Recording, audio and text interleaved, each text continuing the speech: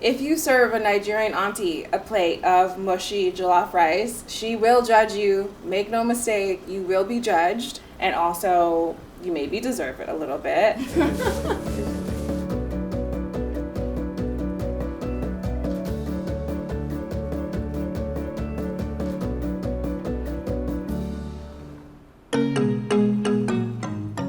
Hi guys, I'm Nicole. Welcome to my home, aka my few hundred square feet in Brooklyn. Hey Dan, how you doing? Good, how you doing? A little about myself. I'm Nigerian American. I grew up in Dallas, and currently I'm getting a master's degree in a food studies program, and my thesis research is really asking the question of how can we think about West African cuisine beyond nationality, beyond just Nigerian cuisine or Ghanaian cuisine, because in a lot of ways those are newer identities and they're European imposed identities, and I really think that looking at it as a regional cuisine gives a much fuller picture. I'm really excited to share some West African recipes with you guys today. We're going to be making Akara and Jollof Rice, which are two dishes I've grown up eating my entire life. They're both very near and dear to my heart, and we have a few special components that reveal a bit about Nigerian history. First, we're gonna start with akara, which is one of my favorite breakfast dishes. It's black-eyed peas pureed down with some water, onion, red pepper, and habanero. And then we fry that puree up and they come out as these fluffy little fried bean cakes. And they're delicious. Akara is said to have originated with the Yoruba people in West Africa due to the transatlantic slave trade. Africans are all over the world, and there's a dish in Brazil called acarajé, which is very similar. It's the same sort of bean cake situation, but inside it's stuffed with crab or shrimp, something like that, and it really is just so fascinating to see how food has traveled through time and place and, is similar but different depending on where you go.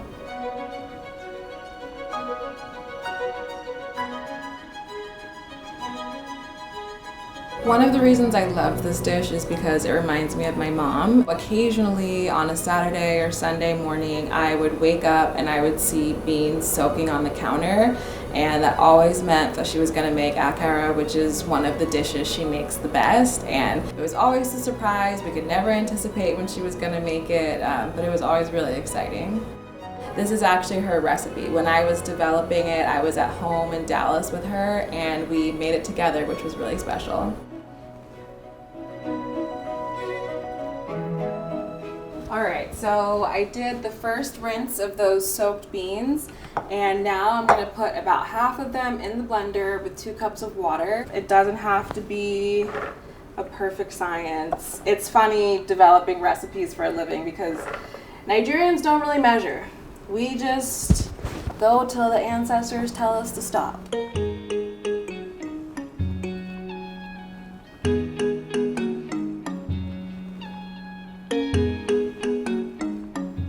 I like to do this in batches because I feel like that way it actually touches more of the beans and it helps remove those skins as opposed to loading them all in. I don't think it does quite as an efficient of a job. A lot of these skins have loosened up, which is great. So I'm pouring the beans back in. Lost a few, that's okay. And then I have about 1.5 cups of water. You really don't want to use too much water because you want the batter to have enough body to it. So you really just want enough water that it's going to loosen everything up in the blender.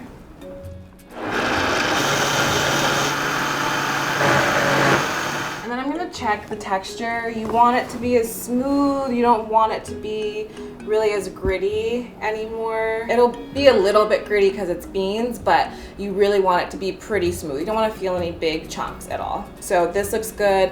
I'm also happy with the consistency of it. It slowly falls off the spatula. It's not dripping down, so that's exactly what we want.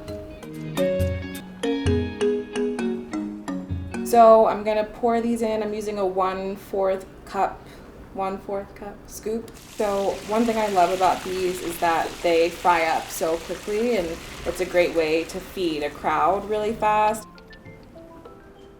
I also don't typically see beans done in this sort of preparation, which is something I think is so cool, that beans are so versatile and can be done in so many different ways. But oh yeah, perfectly golden brown. That's what you want. You really want to watch the oil temperature with this because they can go from crispy to burnt really fast. But yes, this nice golden brown color, that's exactly what we're after.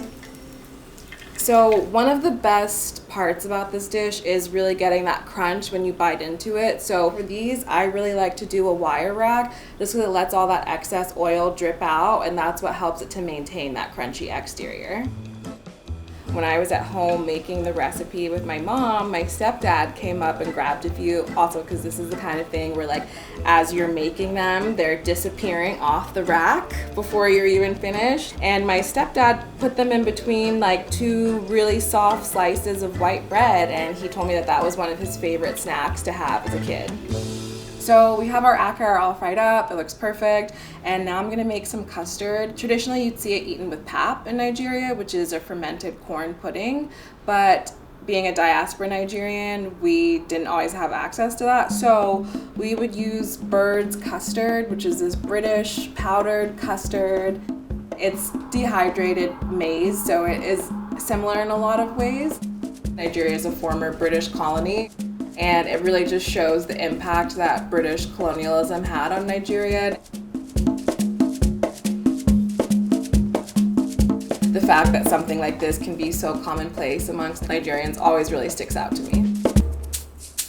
Okay, so now my favorite part, it's time to taste it. It's so good. The akara, it's peppery, it's a little crunchy, it's soft on the inside, but the custard is smooth and creamy, and it has a lot of sweetness to it. So that flavor contrast with the spicy and the sweet, plus the smooth custard with the crunchy akara, it's perfect.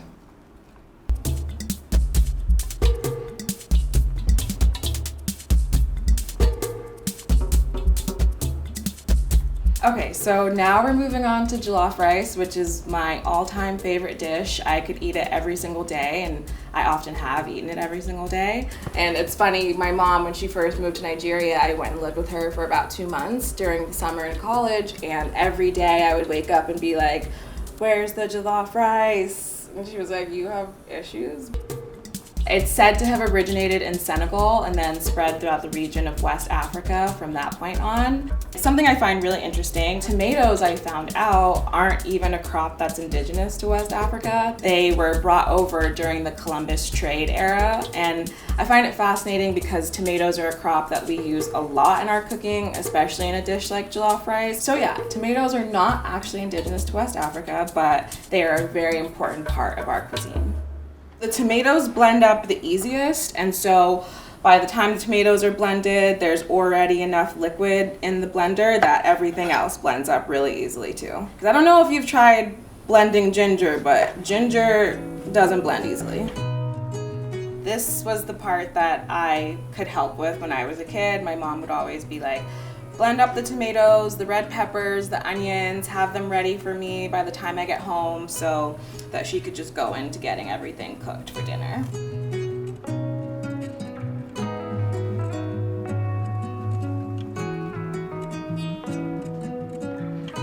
So, you know in like French cooking, they have like bechamel and all those sauces that they consider their mother sauces. For West Africa, I would really consider this blend that we just did, the tomatoes, red peppers, onions, ginger, garlic, habanero. I would say that's our mother sauce. It is called obeata. That's the basis of a lot of dishes that we use. We use it for this rice, for our regular tomato stew. Again, it's just very common throughout the region. Okay, so we've been letting our tomato and pepper mixture boil down for about 15 minutes. As you can see, it's a lot darker now. It has this beautiful red color. The whole apartment smells like ginger and garlic and onions. It's amazing.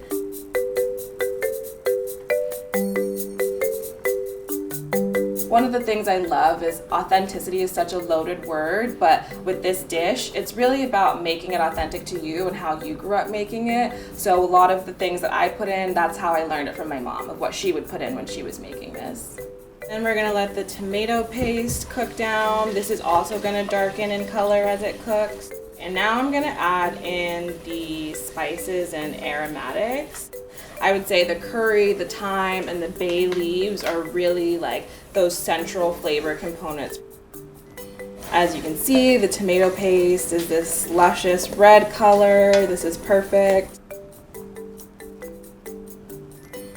We have that all nice and combined. I'm gonna add in the stock now. You can use vegetable stock, you can use chicken stock, beef broth. If you use vegetable stock, it would make the dish completely vegan, which is awesome. Grab my rice. I also just realized that all my cabinets are open, so I'm gonna go ahead and close these. So I have the rice, it has been thoroughly washed. Let's have a moment where we have this discussion. You have to wash your rice, people. Growing up, I was always told, wash the rice till the water runs clear, and that's because you want to take those starches off the rice.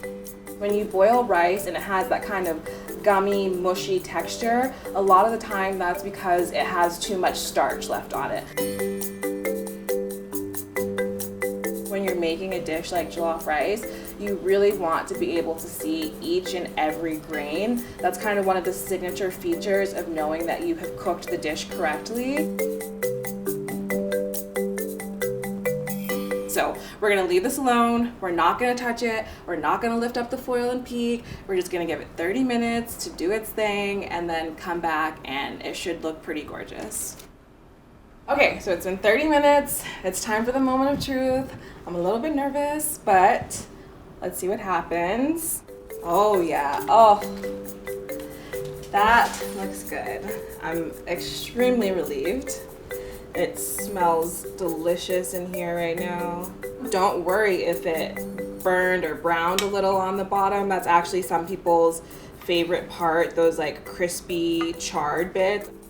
And if you open your pot and there's still a little liquid left, don't worry, you can just put the lid back on the pot. You don't have to put the foil back on, just put the lid on and just let it cook for another like 10 minutes or so and then see where you're at. This is something that took me a long time to get right. One thing I've noticed over the years about Nigerian cooking is there's a lot of technique and skill and just watching and learning what are the right ratios to put into things. So if you don't get the rice perfect on the first time, don't worry, nobody does. If someone has, I would love to talk to that person, but really it's the kind of thing that you just get better and better at as you go. This is what I was talking about really wanting to be able to see the oneness of the grains. Okay, so I'm gonna go ahead and give this a taste, see if I want to adjust the salt or anything like that.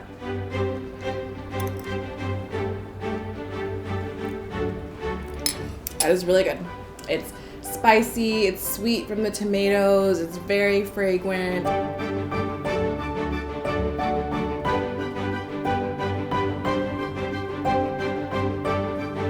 For me, jollof rice really takes me back to being a kid and going to Nigerian parties and weddings because guaranteed there will be jollof rice there. And you know, come rain, come shine, Nigerians love to party, so this was always a staple and it just reminds me of that.